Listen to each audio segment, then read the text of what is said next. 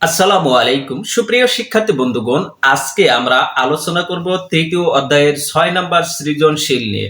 তো 6 নম্বর সৃজনশীল এই প্রশ্নটি কিন্তু অনেক বেশি ইম্পর্টেন্ট তোমাদের জন্য। এই প্রশ্ন থেকে এই কোয়ালিটি, আজকে এই প্রশ্ন না হোক বাট এই কোয়ালিটির একটা প্রশ্ন কিন্তু তোমরা তোমাদের পরীক্ষা হলের পাবেই। অর্থাৎ তোমরা যে পরীক্ষায় দাও না কেন, তোমাদের যদি ক্লাস টেস্ট পরীক্ষা দাও বা সাময়িক পরীক্ষাগুলো দাও বা বার্ষিক পরীক্ষা দাও বা বোর্ডের পরীক্ষাগুলো দাও, এসএসসি পরীক্ষার্থী যারা রয়েছে, এই কোয়ালিটির একটা অঙ্ক তোমাদের থাকবে। তো তার মানে আজকে ক্লাসটা কিন্তু অনেক বেশি ইম্পর্টেন্ট হতে যাচ্ছে। আজকে ক্লাস করলে তোমরা 10 মার্ক কভার করতে পারবে। তো 6 নম্বর সৃজনশীল প্রশ্নটা কি বলেছে একটু পড়ি। তো এটা বলেছে, জনাব শহীদুল ইসলাম তার ব্যবসা প্রতিষ্ঠানে রিয়াদ এন্টারপ্রাইজ, তাহলে প্রতিষ্ঠানের নাম রিয়াদ এন্টারপ্রাইজের বিস্তারিত হিসাব সংরক্ষণ করেন না। তাহলে বিস্তারিত হিসাব সংরক্ষণ করে না মানে সংক্ষেপে হিসাব সংরক্ষণ করে, আর সংক্ষেপে হিসাব সংরক্ষণ করে কোন পদ্ধতিতে? একতরফা দাখিলা পদ্ধতিতে। তাইলে এটা কিন্তু অবিজ্ঞানসম্মত একটা পদ্ধতি। 1 জানুয়ারি 2025 তারিখে তার ব্যবসায়ের মোট সম্পদ ও দায়ের পরিমাণ যথাক্রমে 5,50,000 টাকা ও 1,70,000 টাকা। তাইলে এখানে দেখো, 1 জানুয়ারি 2025 তারিখ, তার মানে এটি প্রারম্ভিক। এটা কি? প্রারম্ভিক। তাইলে মোট সম্পদ আছে 5,50,000 টাকা আর মোট দায় আছে 1,70,000 টাকা। তাইলে প্রারম্ভিক মোট সম্পদ কত? 5,50,000 আর প্রারম্ভিক মোট দায় 1,70,000 টাকা। উক্ত বছরে জনাব শহীদুল ইসলাম আরো 50,000 টাকা নতুন করে ব্যবসায় বিনিয়োগ করেন। এই যে আরো বিনিয়োগ করে যেটা, সেটি হলো অতিরিক্ত মূলধন। কি? সেটি হবে অতিরিক্ত মূলধন। তাইলে উক্ত বছরে তিনি মোট 40,000 টাকা নগদ উত্তোলন করেন। এটা কি করেন?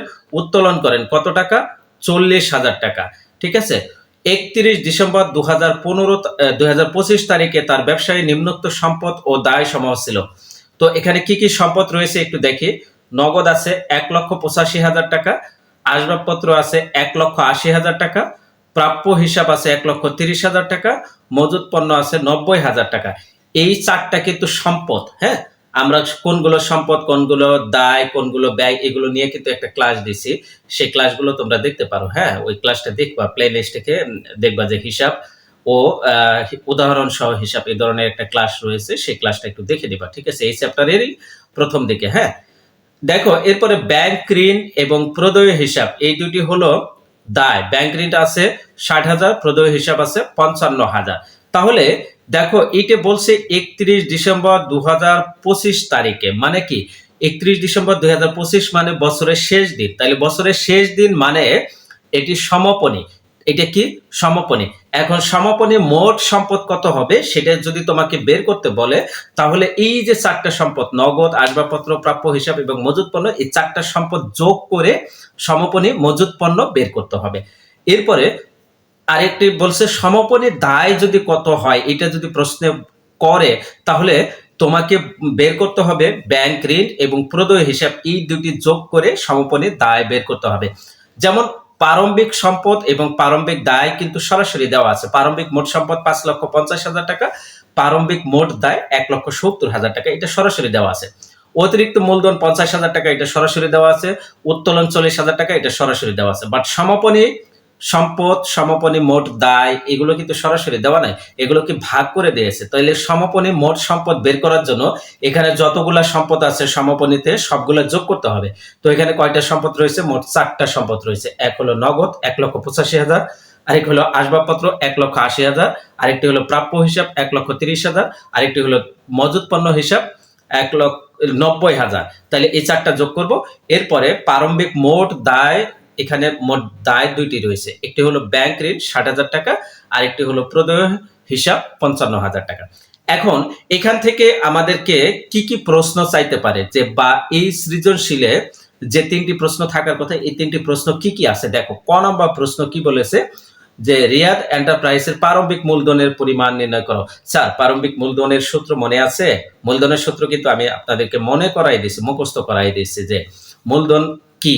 মোট সম্পদ থেকে মোট দায় বাদ দিলে মূলধন বের হয়। মোট সম্পদ থেকে মোট দায় বাদ দিতে হবে, তাইলে মূলধন বের হবে। ঠিক আছে। তাইলে মোট সম্পদ কত?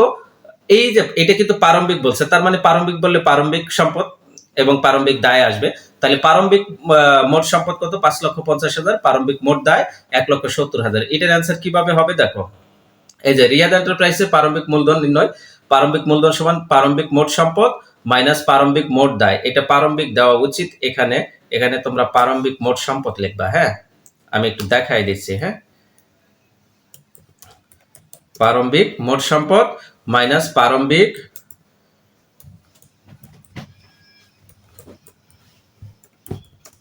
মোট দায়। তাহলে প্রারম্ভিক মোট সম্পদ আছে 5,50,000 আর প্রারম্ভিক মোট দায় আছে 1,70,000। তাইলে দেখো 5,50,000 মাইনাস 1,70,000, তাহলে কত হবে? 3,80,000। তাহলে 3,80,000 টাকা আমার প্রারম্ভিক মূলধন বের হয়ে গেল। এরপরে খ নম্বর প্রশ্ন কি বলেছে? খ নম্বর প্রশ্ন বলেছে রিয়াদ এন্টারপ্রাইজের সমাপনী মূলধনের পরিমাণ নির্ণয় করো।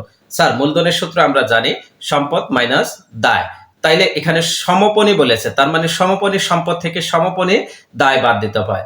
এই ক্ষেত্রে সমাপনী মোট সম্পদ সরাসরি দেওয়া নাই, সমাপনী মোট দায় সরাসরি দেওয়া নাই, তাহলে আমাদের একটু জটিলতা আছে। তাহলে সমাপনী মোট সম্পদ আগে বের করে নিব, যে 4টা সম্পদ রয়েছে এখানে, এই 4টা সম্পদ গুণ যোগ করে নিব। এরপরে সমাপনী দায়ও আমরা বের করে নিব, এখানে যে 2টি দায় রয়েছে এই 2টি দায় যোগ করে নিব। তো এটা কিভাবে করব দেখো, প্রথমে আমরা কি করব, সমাপনী মোট সম্পদ মাইনাস সমাপনী মোট দায়, এটি হলো সমাপনী মূলধনের সূত্র লিখে ফেলছে। সমাপনী মোট সম্পদের মধ্যে রয়েছে নগদ, আসবাবপত্র, দেনাদার, দেনাদার নয়, এখানে প্রাপ্য হিসাব আছে, তাই না? দেনাদার নয়, প্রাপ্য হিসাব আছে, তাহলে প্রাপ্য হিসাব লেখো, যেটা আছে সেটাই লেখে। হ্যাঁ, প্রাপ্য হিসাব লিখে ফেলে।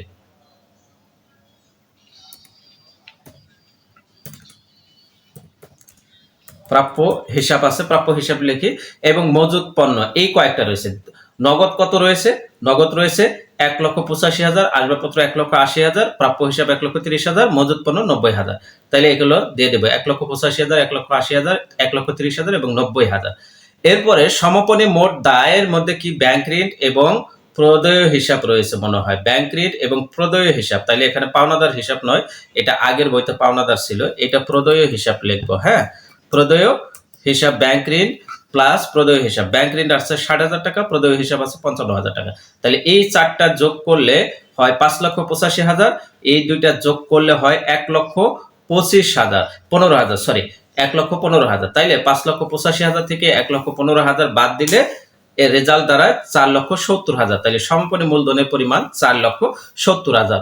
খ নম্বর প্রশ্নের অ্যান্সার আমরা পেয়ে গেলাম। এরপরে গ নম্বর প্রশ্নটা বলেছে, কি বলেছে দেখো, প্রারম্ভিক মূলধন ও সমাপনী মূলধন যথাক্রমে 5,50,000 টাকা ও 6,85,000 টাকা ধরে 2025 সালে রিয়াদ এন্টারপ্রাইজের লাভ বা ক্ষতির পরিমাণ নির্ণয় করো।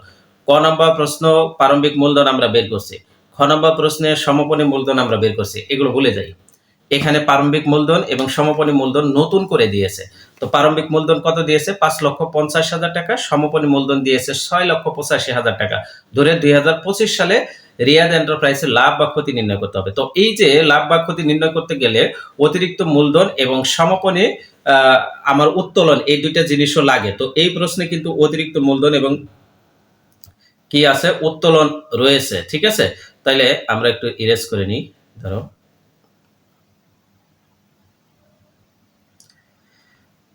তাইলে এখন দেখো, এই যে এখানে অতিরিক্ত মূলধন 50,000 টাকা এবং উত্তোলন 40,000 টাকা রয়েছে, এই 2টা কিন্তু আমাদের লাগবে। তাইলে আমরা লাভ বা ক্ষতি নির্ণয় করার জন্য যে সূত্রটি রয়েছে সেই সূত্রটি আমরা আগে লিখবো, সমাপনী মূলধন প্লাস উত্তোলন, সমাপনী মূলধন প্লাস উত্তোলন, ব্র্যাকেট ক্লোজ করে দেব, দিয়ে প্রারম্ভিক মূলধন প্লাস অতিরিক্ত মূলধন এটা মাইনাস করব। ঠিক আছে, অর্থাৎ সমাপনী মূলধন প্লাস উত্তোলন এটা ব্র্যাকেট ক্লোজ করে দিব, মাইনাস প্রারম্ভিক মূলধন প্লাস অতিরিক্ত মূলধন এটা ব্র্যাকেট ক্লোজ করব এখানে। তাহলে সমাপনী মূলধন এই প্রশ্নে কত দেওয়া আছে?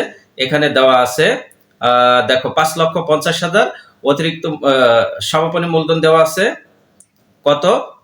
6,85,000 টাকা, আর অতিরিক্ত উত্তোলন দেওয়া আছে 40,000 টাকা। তাইলে এখানে এটা আগের ইয়া ছিল, আমরা একটু লিখে নিই, 6,85,000, 6,85,000 আর উত্তোলন দেওয়া আছে 40,000, এটা ঠিক আছে। প্রারম্ভিক মূলধন এখানে বলে দিছে, এটাই লিখতে হবে কত? 5,50,000 এবং অতিরিক্ত মূলধন 50,000। ঠিক আছে, তাহলে প্রারম্ভিক মূলধন এখানে 5,50,000 লিখবো। ওকে, এইটা বলে দিছে। হ্যাঁ, আগেরটা আগের অঙ্ক ছিল তো এটা, তো এখানে বলে দিছে। তো এইখানে এগুলো আমাদের লাগবে না, এখান থেকে এটা লাগবে না, হ্যাঁ এটাও লাগবে না, এটা লাগবে না, বাট উত্তোলন 40,000 টাকা প্রশ্ন প্রদত্ত আছে, এটা দেওয়া আছে। তাইলে এখানে দেখো একটু ক্যালকুলেশন গুলো আমরা একটু করে নিই, কিভাবে ক্যালকুলেশন করব। দেখো ক্যালকুলেশনটা এই যে 6,85,000, 6,85,000 প্লাস 40,000, তাইলে কত হবে? এটা 7,25,000 হবে। এখানে কত হবে? 7,25,000 মাইনাস এখানে করতে হবে 5,50,000 আর 50,000 যোগ করলে কত হবে? 6 লাখ হবে। এটা এটা কত হবে? 6 লাখ হবে। তাইলে 7,25,000 থেকে 6 লাখ মাইনাস করব। দেখো 7,25,000 থেকে মাইনাস 6 লাখ কত হবে? 1,25,000। তাইলে লাভ লাভ বা ক্ষতি কখন হবে? 1,25,000 টাকা এটা হবে। তাইলে যখন রেজাল্টটা পজিটিভ বের হবে, অর্থাৎ প্লাসের বের হবে, তখন লাভ হবে। আর যদি মাইনাসের বের হয় তাহলে কি হবে? ক্ষতি হবে। ঠিক আছে, তাহলে এখানে এটা প্লাসের বের হয়েছে 1,25,000 টাকা। এটা আশা রাখি বুঝতে পেরেছো। সমবানী মূলধন কত? 6,85,000। এর সাথে 40,000 যোগ করলে কত হবে? 7,25,000। এখান থেকে প্রারম্ভিক মূলধন 5,50,000 আর অতিরিক্ত মূলধন 50,000, দুইটা যোগ করলে 6 লাখ হবে। তাহলে 7,25,000 থেকে 6 লাখ মাইনাস করলে 1,25,000 টাকা, এটা পজিটিভ রেজাল্ট বের হয়েছে, এটা লাভ হবে। হ্যাঁ, তো এই ছিল এই প্রশ্নের সমাধান, 6 নম্বর সৃজনশীল প্রশ্নের সমাধান। আর এই ধরনের অঙ্ক কিন্তু তোমাদের পরীক্ষার হলে অবশ্যই অবশ্যই আসবে। আর এই অঙ্কটা সবাই একটু মনোযোগ দিয়ে করবে। কোথাও কোনো কনফিউশন থাকলে বা কোথাও কোনো প্রশ্ন থাকলে অবশ্যই আমাকে জানাবে। আমি তোমাদের জন্য সবসময় ডেডিকেটেড রয়েছি। সবাই ভালো থাকো, সুস্থ থাকো, সবার ভালো পড়াশোনা হোক সেই প্রত্যাশায় আজকে বিদায় নিচ্ছি। আল্লাহ হাফেজ।